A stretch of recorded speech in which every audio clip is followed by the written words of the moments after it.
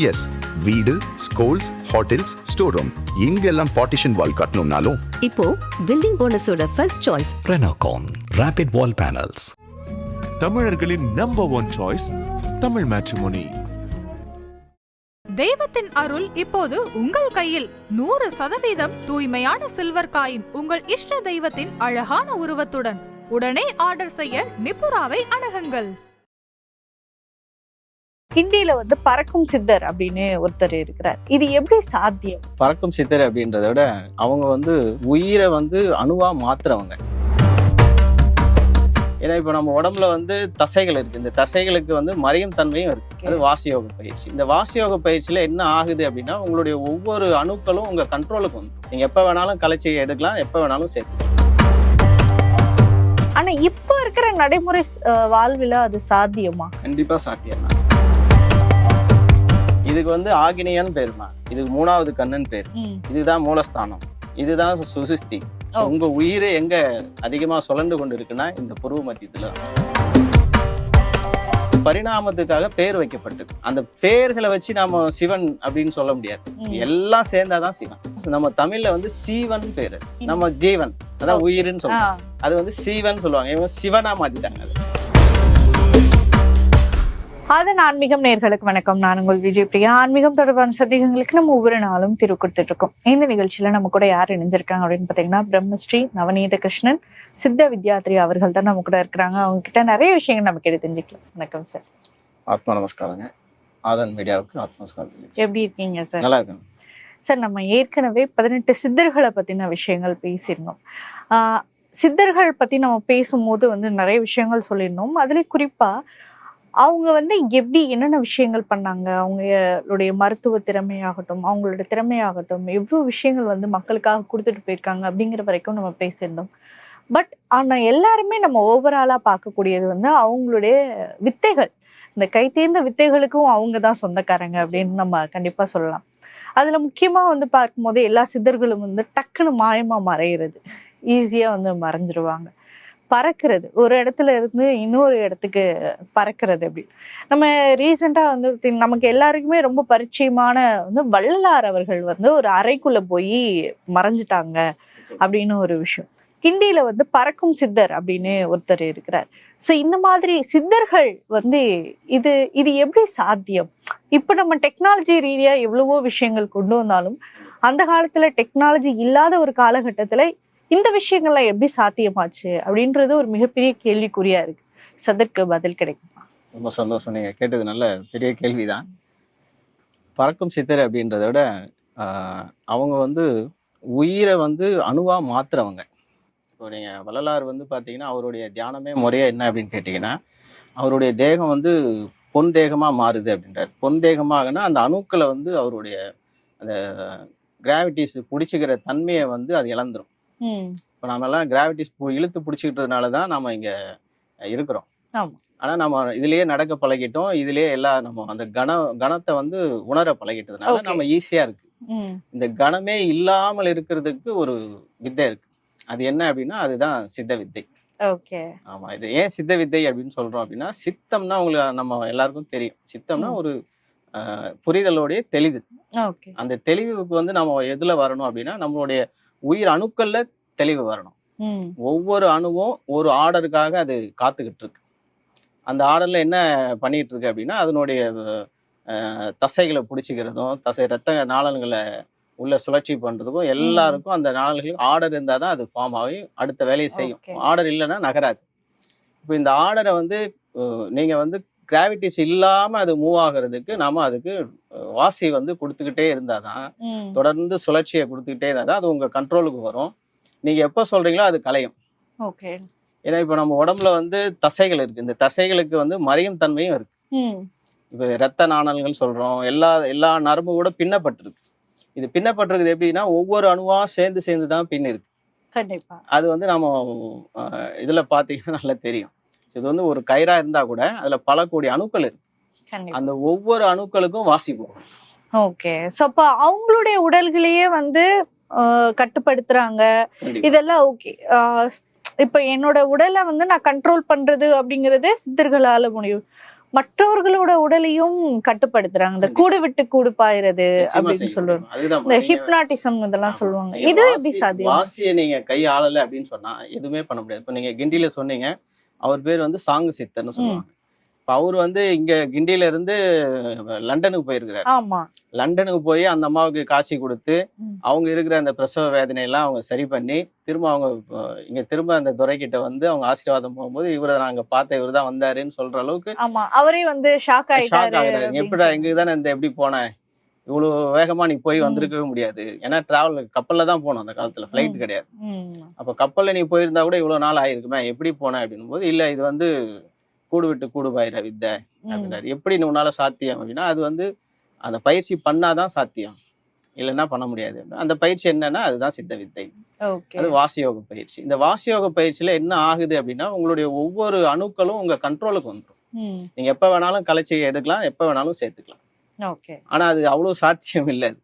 அது எப்படி சாத்தியம்னா உடல், மனம், பொருள், ஆவி எல்லாத்தையும் நீங்க உங்களுடைய உயிர் நாடியில இருந்து உள்ள இருக்கிற ஒவ்வொரு சுவாசமும் உங்க பேச்சு கேட்கணும். கண்டிப்பா. அதுக்கு நீங்க சாதாரணமா 1 மணி நேரம் தியானம் பண்றதோ, இல்ல 1/2 மணி நேரம் தியானம் பண்றதோ, அடயோகம் பண்றதோ, இல்ல ராஜயோகம் பண்றதோ, இல்ல நம்ம வந்து குண்டலி யோகம் பண்றதுன்னா அதுல எல்லாம் சாத்தியமே இல்லை.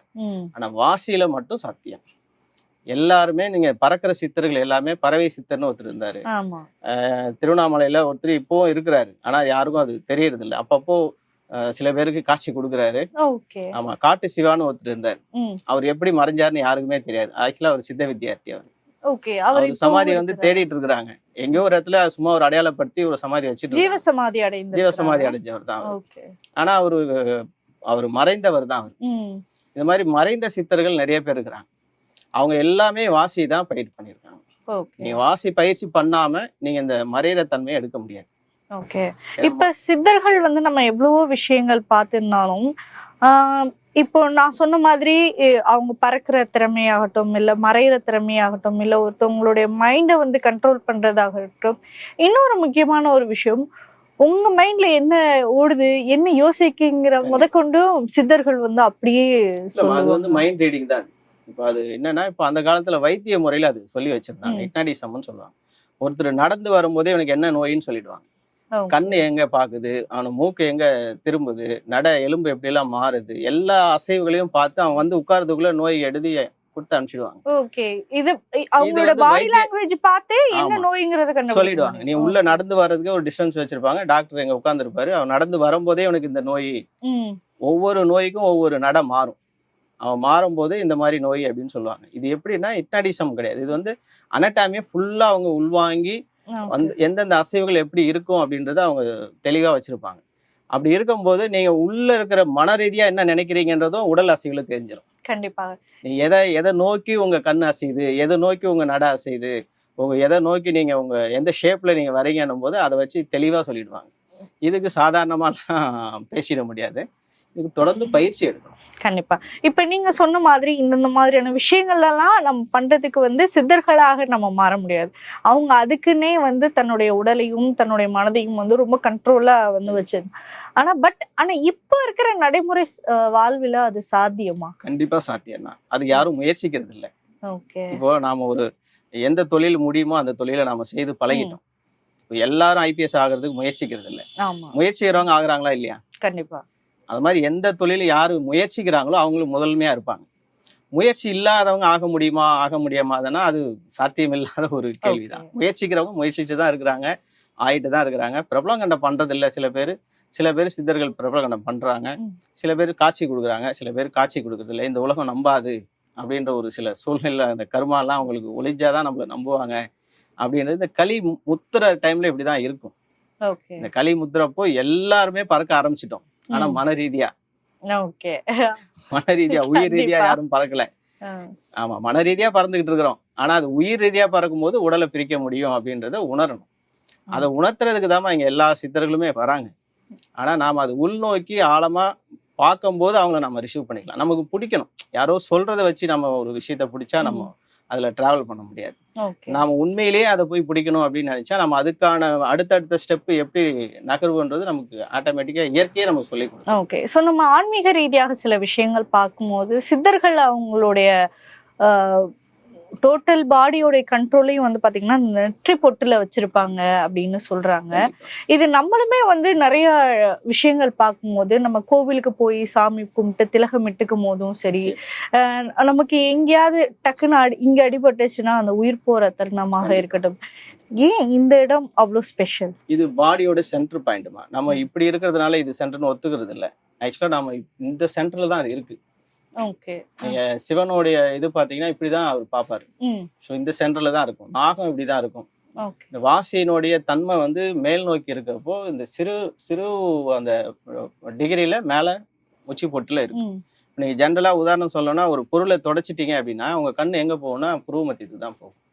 ஒரு ஞாபகப்படுத்தணும்னா ஞாபகம் எங்க வச்சேன் அப்படின்னு கண்ணு ரெண்டும் இங்க போகுது. நீங்க ஆழ்ந்து சிந்திங்கன்னா ஆழ்ந்து சிந்திக்கும் போது உள்ள போகுது. நீங்க ஒரு மயக்கம் வர்றீங்கன்னா மயக்கம் வரும்போது அந்த பாயிண்ட் அதனுடைய சொஸ்தானம் பேர். சொஸ்தனா சொந்த இடம். அது இந்த உயிரினுடைய சொந்த இடம். அந்த சொந்த ஸ்தானத்துக்கு அது போகும். அப்ப நீங்க சொந்த ஸ்தானத்துல இருந்து யோசிச்சீங்கன்னா எல்லாத்தையும் பிடிச்சிடலாம். இதுக்கு வந்து ஆகினியன்னு பேருமா. இதுக்கு 3வது கண்ணுன்னு பேரு. இதுதான் மூலஸ்தானம், இதுதான் சுசிஸ்தி, இதுதான் உங்களுக்கு இறைவன் குடியிருக்கிற இடம். உங்க உயிர் எங்க அதிகமா சுழண்டு கொண்டு இருக்குன்னா இந்த புருவ மத்தியத்துலதான். இதுக்கு சயின்ஸா நிறைய பேர் சொல்லலாம். ஆனா உங்களுக்கு சாதாரணமா காது கேட்கிறப்போ இந்த இடத்துல குவியுது, கண்ணு பாக்குறப்போ இங்க குவியுது, வாய் பேசுறப்போ இங்க குவியுது. நீங்க ஒவ்வொரு உணர்வும் எங்க குவியுதுன்னா இந்த உடல்ல இருந்து இந்த தலைப்பகுதியில சென்டர்ல தான் எல்லா குவியலும் ஏற்படுது. எங்க குவியல் ஏற்படுதோ அங்கதான் கண்ட்ரோல் இருக்கு. ஓகே. சோ நம்ம பாடியோட மொத்த கண்ட்ரோலுமே இங்க தான் இருக்கு. உங்களுடைய அதாவது மூளையில இருந்து நாடி நரம்பு ஒவ்வொரு முடிக்கு போற செல்லுனுடைய எக்கோவும் இங்கதான் இருக்கு. இந்த எக்கோல தான் அந்த பிரபஞ்சத்தினுடைய ஓங்காரம்னு சொல்றோம். அந்த ஓங்காரம் தான் இங்க வந்து நமக்கு ஒழிச்சுக்கிட்டே இருக்கிறதுனாலதான் உயிர் ஓடுது, இல்லைன்னா ஓடாது. இந்த ஓங்காரத்தை பிடிக்கிறதா வாசி. ஓகே. இப்ப இந்த சிவனுக்கும் சித்தர்களுக்கும் இருக்கமான தொடர்பு என்ன? பொதுவா இந்த சித்தர்கள் எல்லாருமே சிவ வழிபாட்டை அதிகமாக விரும்புறாங்க. நாம அவரை ஒரு கடவுளா இல்ல ஒரு இன்னொரு கடவுளுக்கும் இந்த கடவுளுக்கும் உள்ள வித்தியாசமா நம்ம பாக்குறோம். அப்படி கிடையாது. இப்போ பெருமாளை வந்து நாம எப்படி பார்க்கணும்னா மனசா பார்க்கணும். பெருமாளுடைய செயல்பாடு எல்லாம் எப்படி இருக்குன்னா மனசு சார்ந்து இருக்கும். முருகருடைய செயல்பாடெல்லாம் அறிவு சார்ந்து இருக்கும். விநாயகருடைய செயல்பாடெல்லாம் ஒழுக்கத்தை சார்ந்து உணர்வு சார்ந்து இருக்கும். ஈஸ்வரனுடைய சார்ந்து வந்து அவருடைய உணர்வு சார்ந்து இருக்கும். சக்தியினுடைய சார்பு அரவணைப்பு, உள்ள உயிர் ஓட்டம், எனர்ஜிக்கலா இருக்கிறது, அடுத்த பரிணாமத்தை காட்டுறது, இதெல்லாம் சக்தி. இது எல்லாமே வந்து பரிணாமத்துக்காக பேர் வைக்கப்பட்டது. அந்த பேர்களை வச்சு நாம சிவன் அப்படின்னு சொல்ல முடியாது. எல்லாம் சேர்ந்தாதான் சிவன். அது ஏன் சிவன்னா நம்ம தமிழ்ல வந்து சீவன் பேரு. சீவன் சீவன் சீவன் நம்ம ஜீவன், அதான் உயிர்னு சொல்லுவாங்க. அது வந்து சீவன் சொல்லுவாங்க. இவங்க சிவனா மாத்திட்டாங்க அது. ஓகே. சோ அப்ப ஜீவன்ங்கிறது தான் சிவனாக மாறிட்டு. அந்த ஜீவன் அவர் இல்லைன்னா ஒண்ணுமே கிடையாது. அவருதான் நீங்க படைத்தலும் அவர்கிட்ட தான் உருவாகுது. அவங்களுடைய எண்டும் அங்கதான். அவரு தான் அடிமுடி கிடையாது. அவர் தான் அந்த பிரபஞ்சத்தினுடைய ஓசை. அவர் ஏன் தியானத்துல இருக்கிறாருன்னா அந்த பிரபஞ்சத்தினுடைய ஒளியை உணர்ந்துகிட்டு இருக்கிறார். அந்த ஒளியை உணர அந்த எக்கோ எங்கெல்லாம் உடம்புக்குள்ள பாயுதோ அங்கெல்லாம் அவருடைய ஆற்றல் இருக்குன்னு. அந்த ஆற்றலை நீங்க பிரிக்கிற தன்மை வாசியால மட்டும்தான் இருக்கு, வேற எந்த யோகத்திலயுமே இல்லை. யுக்தேஸ்வரர் வந்து ஒரு ரூம்ல இருந்து இன்னொரு ரூமுக்கு எப்படி போனாருன்னா அந்த வாசியை உணர்ந்துதான் அவரால் பண்ண முடியுது. ஓகே. இப்போ நிறைய பேரு கிரியா யோகம் ஆகட்டும் இல்ல வாசி யோகம் ஆகட்டும் இப்படின்னு ஒவ்வொரு விஷயங்களை வந்து சொல்றாங்க. பட் எல்லா விஷயங்களையும் ஒரு மனிதனால தன்னுடைய வாழ்நாள்ல வந்து அதை செயல்படுத்த முடியுமா அப்படின்னு கேட்டா கிடையாது. ஏன்னா இப்போ நம்ம பொதுவா சித்தர்கள் நம்ம படிக்கும் போது வந்து பாத்தீங்கன்னா அவர்கள் வந்து 200 வருஷம் 1000 வருஷம் தவம் பண்ணாங்க, 2000 வருஷம் தவத்துல வந்து இருந்தாங்க, கடவுளை வந்து தரிசிச்சாங்க அப்படின்னு இப்போ நம்ம வந்து கிட்டத்தட்ட ஒரு 40 வயசு தாண்டதே வந்து ஒரு மிகப்பெரிய விஷயமாக நம்ம ஆசைகளை தேடிதான் ஓடிட்டு இருக்கிறோம். நம்ம இந்த உலகம் எதுவும் நம்மளை ஏதோ ஒண்ணு காமிச்சு கொடுத்துட்டே இருக்கு. அதை பின்னோக்கிதான் ஓடிட்டு இருக்கிறோம். நாம எதை பார்க்க வந்தோன்றது நம்ம உணரலையே. இப்போ நமக்கு நீங்க இப்போ சாதாரணமா நீங்க ஒரு பெண்மணி நீங்க இல்லறத்தெல்லாம் விட்டுட்டு ஒரு ஆராய்ச்சி கூடத்துக்கு போறீங்கன்னா உங்க குடும்பம் ஒத்துக்குமா? முடியாது. கண்டிப்பா ஒத்துக்க மாட்டாங்க. இது லைஃப் கிடையாதுமா அதெல்லாம் சொல்லி சும்மாமான்னு சொல்லுவாங்க. உங்களுக்கு தைரியம் கொடுத்து இல்ல நீ உனக்கு நான் சப்போர்ட்டா இருக்கிறேன், நீ உண்மையிலேயே கண்டுபிடி அப்படின்னு சப்போர்ட்டா இருக்கிறவங்க எத்தனை பேர் இருக்கிறாங்க?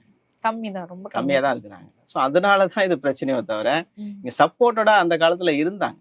அந்த காலத்துல என்னன்னா இவர் ஆராய்ச்சி பண்றாரா, உயிரை பத்தி இவர் ஆராய்ச்சி பண்றாரா, இவர் ஆராய்ச்சி பண்ணட்டும் அப்படின்னு அவருக்கு சப்போர்ட்டடா இருக்கும்போது அவர் கண்டுபிடிச்சி 200 வருஷம் உயிர் வாழ்ந்து இந்த விஷயத்தை கடந்து அடுத்த பரிணாமம் 3 தலைமுறைக்கு அவர் சொல்லி கொடுத்துட்டு போறாரு. சப்போர்ட் இல்லைன்னா சொல்ல முடியாது. இன்னைக்கு நாம வேகத்துல இருக்கிறோம். வேகம்னா மன வேகத்துல இருக்கிறோம். அடுத்த அச்சீவ்மெண்ட் ஒருத்தர் முன்னாடி ஓடிட்டு அவரை பிடிக்கணும், அவர் முன்னாடி ஓடிட்டு அவரை பிடிக்கணும். இங்க எண்ட்லெஸ்ஸா ஓடிட்டு இருக்கிறோம். ஆனா இங்க அப்படி கிடையாது. உயிரை நீங்க சார்ந்து போயிட்டீங்கன்னா வாழ்க்கை தானாவே இன்க்ரீஸ் ஆயிடும். உங்களுடைய லைஃப் இது வந்து இன்னும் இன்க்ரீஸ் ஆகிட்டே இருக்கும். காரணம் என்னன்னா, நீங்க செலவினம் குறைச்சிட்டீங்க, ஆசைகளை குறைச்சிட்டீங்க, உங்க உணர்வுகளை குறைச்சிட்டீங்க, உணர்ச்சிகளை. அப்ப என்ன ஆகும்? லைஃப் உங்களுக்கு இன்க்ரீஸ் ஆகும். நீங்க இங்க கோவம் அதிகமா எவ்வளவு கோவப்படுறீங்களோ உங்க லைஃப் குறையுது. எவ்வளவு ஆசைப்படுறீங்களோ அவ்வளவு லைஃப் குறையுது. எவ்வளவு சந்தோஷப்பட்டாலும் லைஃப் குறையுது. நீங்க வெறும் கோவத்தை மட்டும் சொல்லுவாங்க எல்லாரும். நீங்க எது பண்ணாலும் குறையும். ஆனா கண்டிப்பா குறையுது. ஆனா அதுல மன நிறைவோட பண்ணணும். ஒரு சந்தோஷத்துல மன நிறைவு இருந்தா திருப்தி இருக்கும். அடுத்த சந்தோஷத்தை தேட மாட்டீங்க. ஒரு சந்தோஷம் கிடைச்ச உடனே இன்னொரு சந்தோஷத்தை தேடுறீங்கன்னா அப்ப நிறைவு இல்லாதானே தேடுறீங்க. அப்ப எனர்ஜி லாஸ் தானே. ஒரு நிறைவோட சேர்ற சந்தோஷத்துக்கும் சந்தோஷத்தை வந்து நிதானப்படுத்தி சந்தோஷப்படுறதுக்கும் வித்தியாசம் இருக்கு. அளவு மிஞ்சிய சந்தோஷமும் எனர்ஜி லாஸ் தான்.